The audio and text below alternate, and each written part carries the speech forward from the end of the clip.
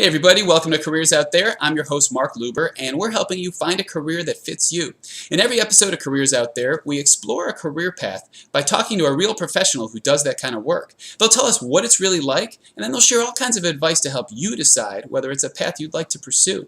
In today's episode, we're looking at the career path of being a loan officer, and we're talking to Tommy Rosenthal. He's a mortgage banker at USA Mortgage Company in St. Louis, Missouri. For the past 13 years, Tommy's been one of the top 10 mortgage originators in all of St. Louis. He also happens to be an old friend of mine. We grew up together at overnight summer camp, so I'm psyched to have him here. It's going to be a great show, so stick around.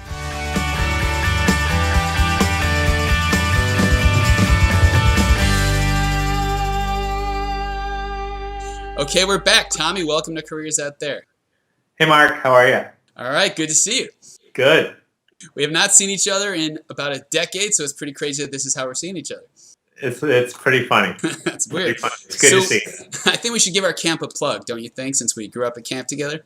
Oh, absolutely. Camp Thunderbird for Boys, Bemidji, Minnesota. Bemidji, Minnesota, home of BSU. I love BSU. It's great. Bemidji State University. And you guys, the headwaters of the Mississippi River. So that's where the river starts. And Paul Bunyan. Don't forget about him. Paul Bunyan, yes. And in Fletcher, it was at Fletcher Vacation. I think they actually showed the Paul Bunyan stuff. I think you're right. I think it was, I don't know if it was Fletcher Vacation, but it's definitely one of them. It's one of those. Probably Vacation since they're driving around. If you guys are watching this and you're in college or you're watching from the UK or Australia and you're looking for a summer job, that's just a great, great, great summer job. Because Tommy and I weren't only campers, we grew up to be counselors one day there too. Bemidji, Minnesota, Camp Thunderbird, it's an 8-week summer. So starting when we were 9 and 10 years old, we were spending 8 weeks in the woods of northern Minnesota near Canada, going on these amazing canoe trips. I mean, we would go on, 2, 3, 5, and 7-day canoe trips? Absolutely fantastic. Best and memories that last literally a lifetime. Yep. Highly recommend it. If you've got kids, if you've got kids of that age and you're watching this because you're thinking about a career change, definitely consider sending your kids to the camp. We don't get any money for talking about Camp Thunderbird here. We just truly had a great childhood going there. So absolutely, couldn't agree more. I wouldn't have been able to meet Mark had that not happened. Think about that.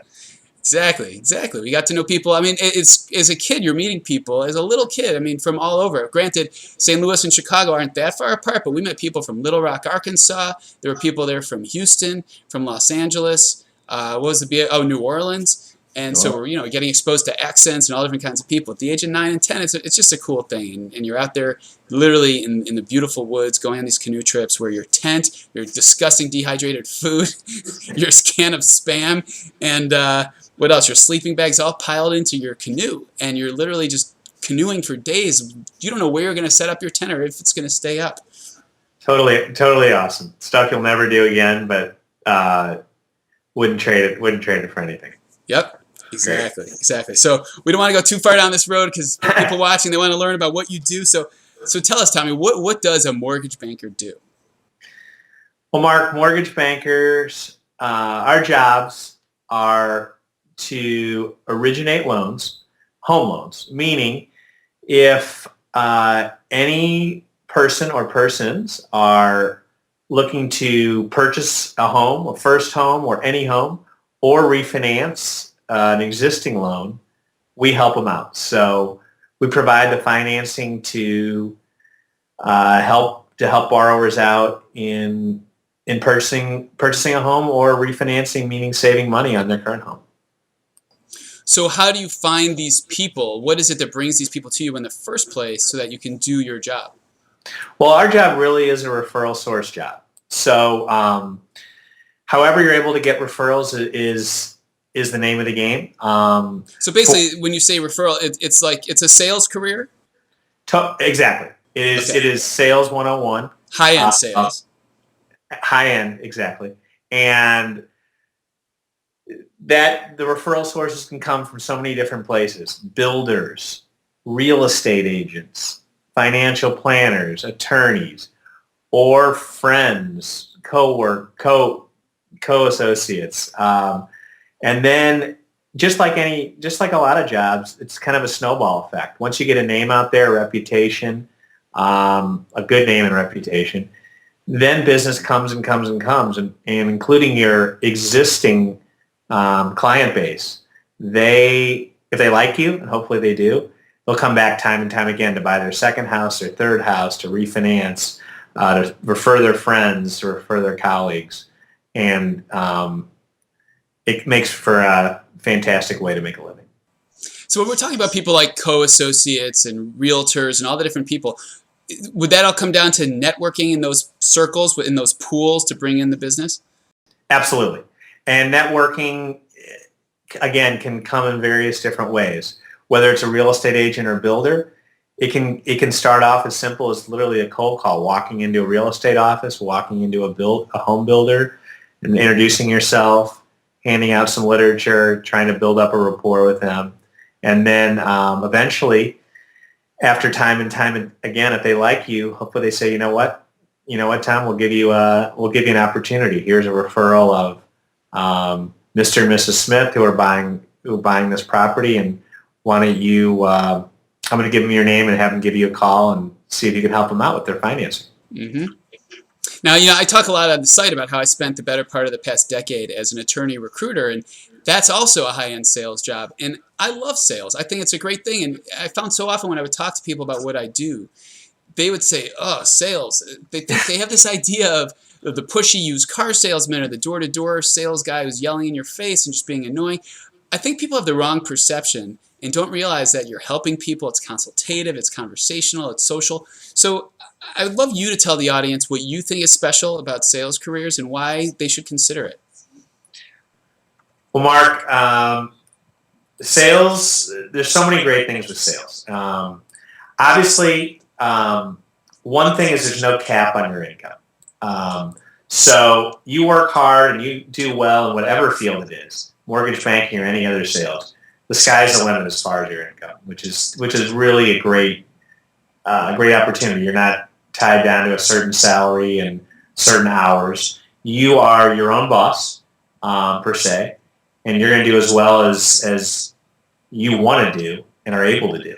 So I find sales to be fantastic. It's like I said, it's afforded me the opportunity to make a great living, and also because you are your own boss, you make your own schedule. So if you say, you know what, it's 4:00 on a Friday, my son has a baseball game, I want to go see my son's baseball game, you're able to do it. You're not tied in an office. But you got to get your work done, and I think sales is fantastic. I think it's great. Awesome. So since it's a sales job, does that mean it's a commission-based path? It is. It's mainly commission. We have, generally when you start off, you're on a draw, meaning that's a minimum salary that as long as if you're not able to hit a small sales range, you're at least going to make enough money to get by, if that makes sense. So if someone's new breaking in, they could pay their rent and eat. Absolutely. Because they'll get enough money from that, and then they have to kind of run with the ball after that. Exactly. So it's commission-based. Almost every month you're going to have just a little bit different pay. So you do have to be prepared for that. But in the end, you basically want to average it out and say, hey, I had a great year. Even if you have a couple months that are a little tougher than others, you're going to have some fantastic months that are put a smile to your face. That's awesome. Tell us about a typical day for a mortgage banker, and keep in mind that a lot of people watching want to hear more about the more junior level than you, but you could work in some of what it's like at your level as well. Well, a typical day would normally be come in the office, maybe just review, go through your emails, get caught up on any phone messages that were left maybe the night before, and then usually you're going to want to make some phone calls, calling anyone back that's left you a message or that you feel like you need to call, and or send out emails. And then especially at a junior level is really you just want to get out of the office. You don't want to be sitting in the office doing nothing, anything that's not productive. So you want to be out of the office, meeting, like I said, meeting real estate agents, meeting builders, meeting with a financial planner, or just meeting with anybody who's a potential client down the line or soon-to-be client. And so The typical day would be after you've done your stuff in the morning, get out of the office, go set up some meetings or make some cold calls in the beginning. And then if you're fortunate enough to pick up a deal, you're going to set up a time to meet with that customer, do a loan application, or at least introduce yourself to them. And eventually, once you start closing loans, you're going to find that's a big part of the day, where you actually attend a physical loan closing, whether it's a purchase or a refinance. And you'll go to title companies or people's homes, and or they'll come to you, and you'll close the loans. So that's kind of how the day goes. At night, depending on your work level and what you need to do, you can continue that with again with phone calls, emailing, or appointments. So it's a busy day, but also a flexible day. Right, and the flexibility is what's so great about sales. It's one of the great things about it. Fantastic. It's been great for me. I've been able to work hard, but also have the freedom to do what I want to do on days that I want to do it and times of day that I want to do it. Which is great. So for the younger crowd that's watching, for the people who aren't really looking at this as a career change, but they're thinking they're in high school or college and watching this, they don't know much about loans. They're not anywhere near buying a house. Walk us through just a little bit of detail on what you're specifically doing when you're meeting with someone and helping. You're looking at different rates that are available to help them. Tell us what that is. Sure. Well, for example, if I'm meeting with someone that's looking to buy a home, what we'll normally do is we'll sit down, whether in person or on the phone, and we'll review numbers. I mean, usually the first question I'll ask someone is, do you have a payment range in mind? Meaning, are you comfortable paying on a mortgage? Are you comfortable paying $1,000 a month? Are you comfortable paying $2,000, $4,000? What's the monthly number? They usually will come up with a number, and then you can kind of back into what type of loan, or I'm sorry, what loan amount and what type of loan is going to fit this customer the best. So if someone said I can afford $1,000 a month, by doing some kind of quick math, you could say, well, that might be a loan of about $150,000 based on a rate of 5%. And then really, that's question one. The other really important question is, how much money do you guys have available for a down payment on a house? With mortgages these days, you can get in for as little as 3% down on all the way up. If someone said I can put 20% down, you're going to put them on one loan program. If they say they can put 5% down, you're often going to put them on another program. So so to answer your question, you're really trying to figure out what program and loan type best fits the customer, and how they'll be comfortable with a monthly payment, and how a monthly payment and a down payment, how you're going to be able to help them out in that area. So that's pretty much how it works. Okay. And what would you say is the most rewarding part of it? Oh, for sure, when you actually get a loan approved, which is the goal every time, and especially someone buying a home in a first home, when you go to a closing and you see how excited they are to be buying this house, and you've had at least a small part in it, it's fantastically rewarding. It really is. Yeah, it's got to be great. It's the biggest purchase and the most personal purchase they're going to make. Oh, absolutely. Nothing's bigger. And when you feel like you've helped people out, especially a loan that can kind of be a tougher loan. Maybe someone's had some job issues or maybe some credit issues, and you're able to get their loan, and they're so thankful to you and for your help. You feel like you've really helped somebody out. It's really great. Well, cool. Let's talk about the type of people that should pursue a path like this. Let's divide it. We'll talk first about personality types, and then we could talk about skill sets. But what personality types would you say are the best fit for this? Well, I think as far as personality, it's more of a general answer. There's a lot of personalities that will work in sales in general and in the mortgage business. My personality is that of having people trust me, being friendly, being accommodating, to people's schedules and meeting times. And then if people like you, I'm just convinced that in life, if people like you, you're going to get opportunities in business. So I believe that if you're a motivated person, if you're a friendly person, if you're a trustworthy person, it's a fantastic field for you. There are other ways you can be successful, and that's to be really aggressive. That's to be just a really, really, really hard worker. Mm-hmm. And you can definitely be successful that way. But you don't want to change who you are as a person. And I said, for me, it's just being myself and getting a good reputation, people liking you, and putting in the hours. You can do great. You can do great. What skill sets would you say people should be bringing to the table? You need to be good with math. Now, that being said, quick with numbers is a really big asset. And you don't have to have studied math, or you don't have to study banking or accounting or anything like that. But if you have a good feel for numbers, meaning someone can ask you a question, you can kind of, without just plopping down on your calculator or your computer, you can come up with a pretty quick answer. I think that's a great skill set. That and, like I said, just being someone that they feel comfortable talking to on the phone. So good on the phone, good in person, personable, motivated, good with numbers. Mm-hmm. And like you were, just to maybe draw that connection for people, you were always big with sports statistics. There was always something you were excited about.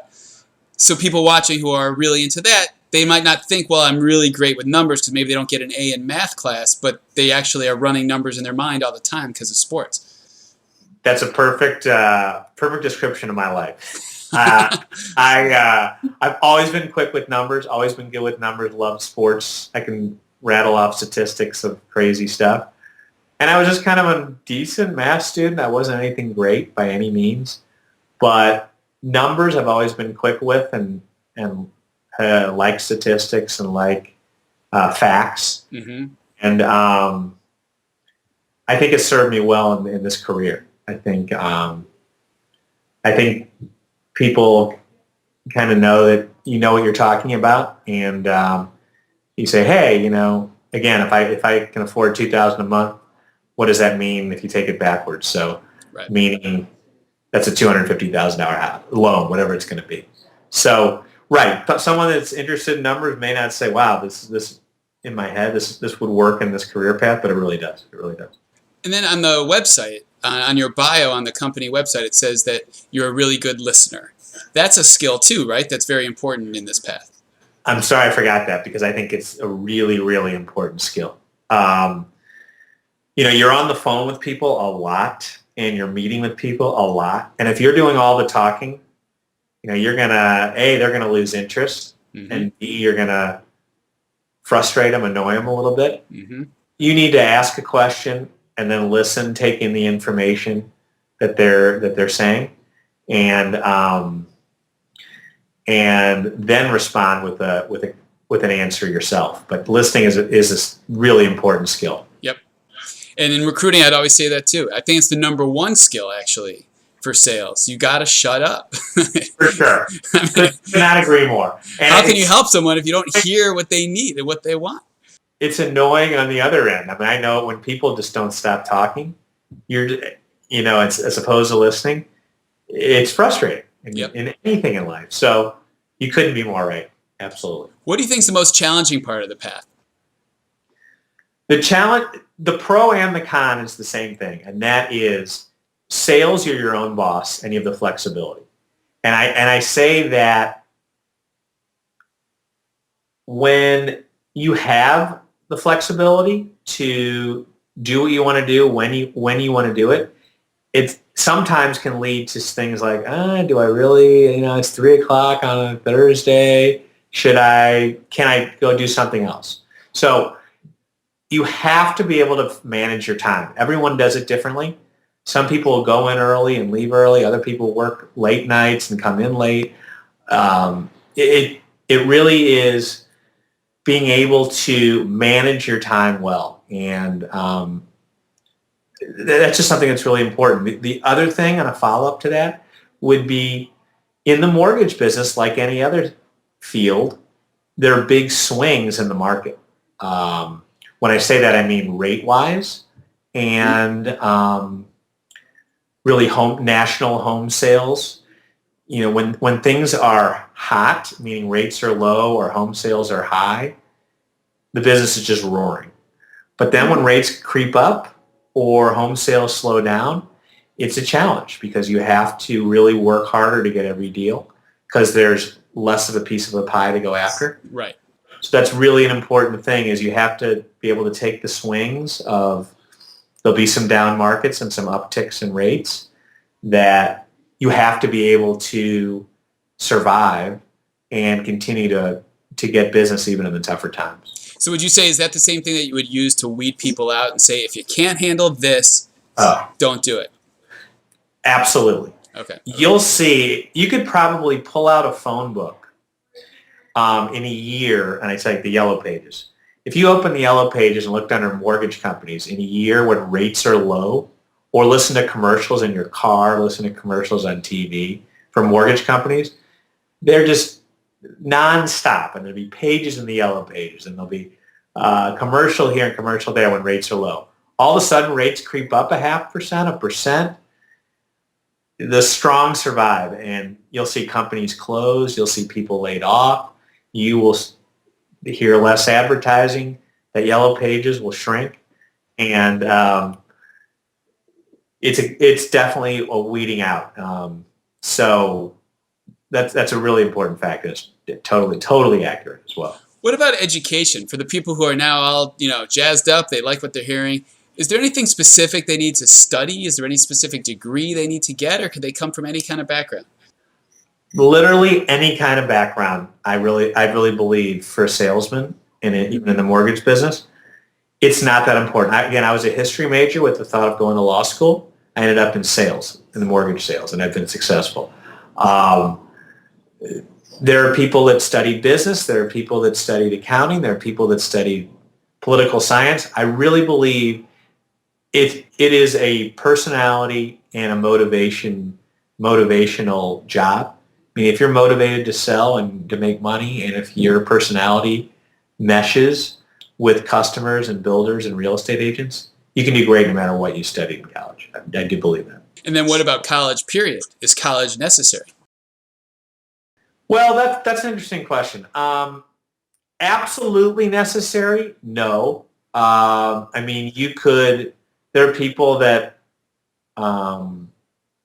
they can do great without college. I mean, I think college provides you with maturity level as far as social skills and communicative skills for a lot of people, but not necessarily for everybody. I mean, some people, maybe they're not great students, but they are talented as far as sales are concerned. So I wouldn't say college by any stretch is a must to be success in the business. And someone people without a college degree, maybe they can't afford it, or like you said, they're not good students, they don't perform that way. They could still show up with a resume or networking and still land a job, still land an opportunity without that college degree.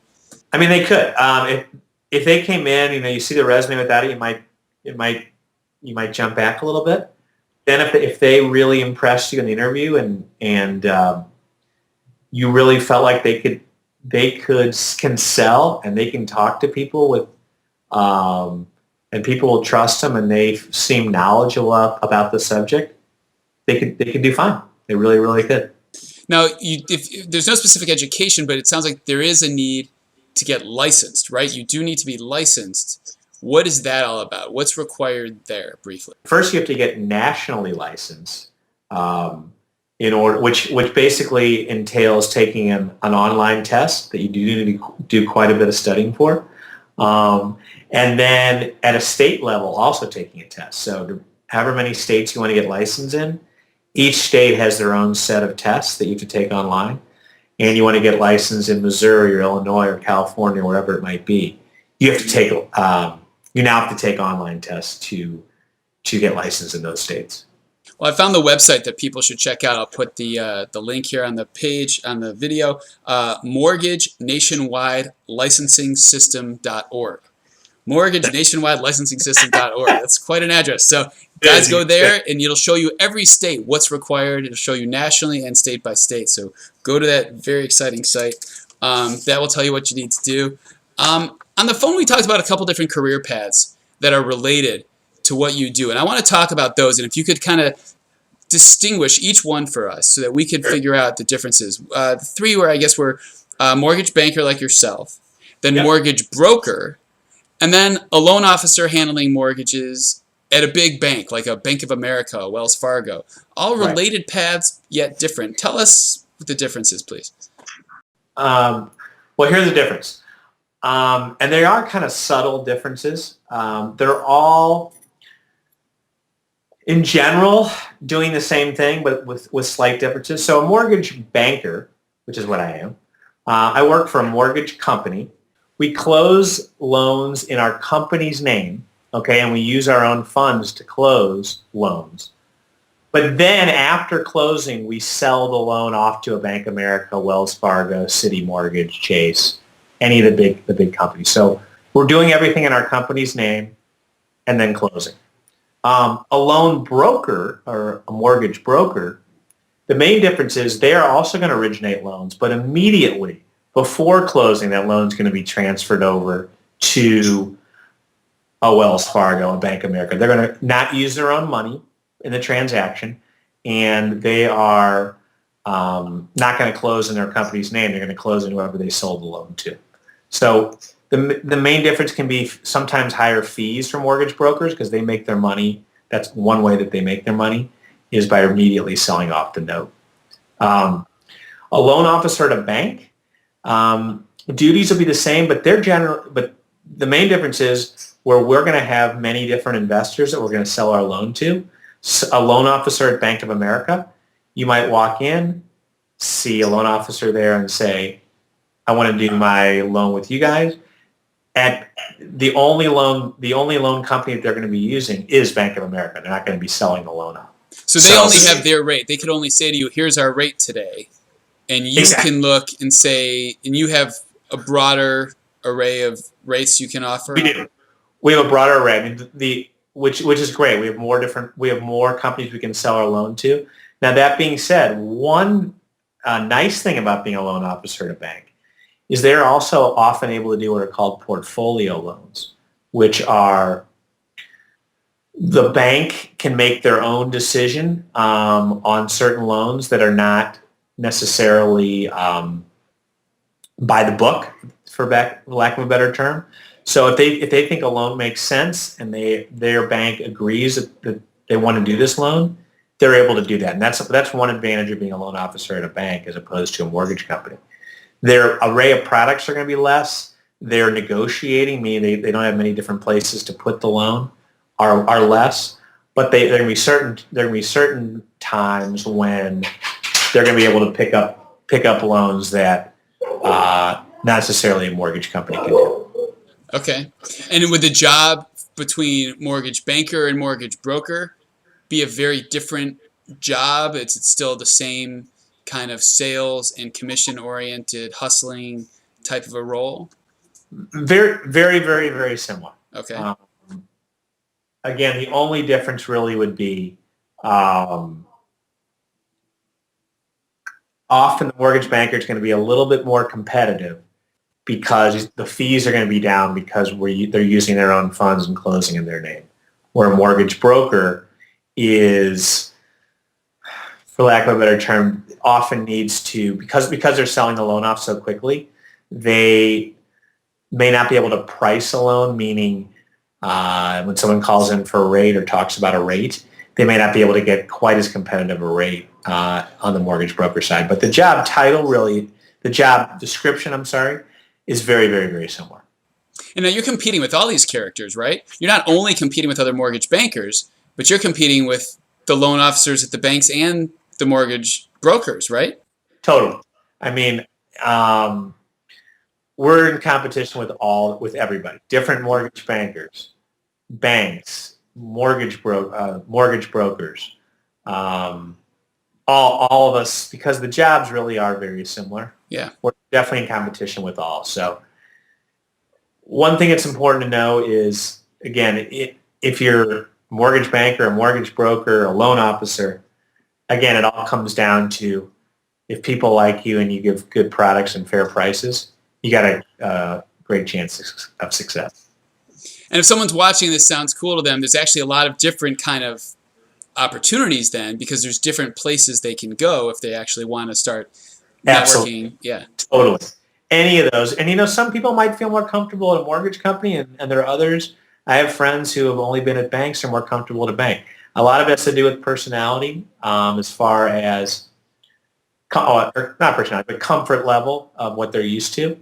But you can be successful any of those, and it gives someone out there that's looking for a career many opportunities, because they can go any which way as far as that's concerned. And yeah, that's great. Exactly. So help those people out and take your experience now and share some keys to success for them, for those people who are really going to go for it and try to break in. Share some keys to success so that when they do break in, they could kick butt like you have. Well, I like that. I would say in the beginning, the key to success is literally just meeting as many people as you can. And what I mean by that is getting to know as many real estate agents, whether that is going to their office, going to receptions, parties where they might be, going to builders, again, meeting financial planners, lawyers, and really just networking yourself right from the beginning to get your name out there. Whether it's playing in a charity golf tournament with realtors, whether it's going to open houses, the more your name is out there, the better you're going to do, and get a reputation and a name that's going to lead you to great success down the line. Excellent advice for everybody. I hope you guys appreciate the advice. Hope this is helpful to you. Please leave your feedback, your questions, your comments in the comments section below the video at careersouththere.com.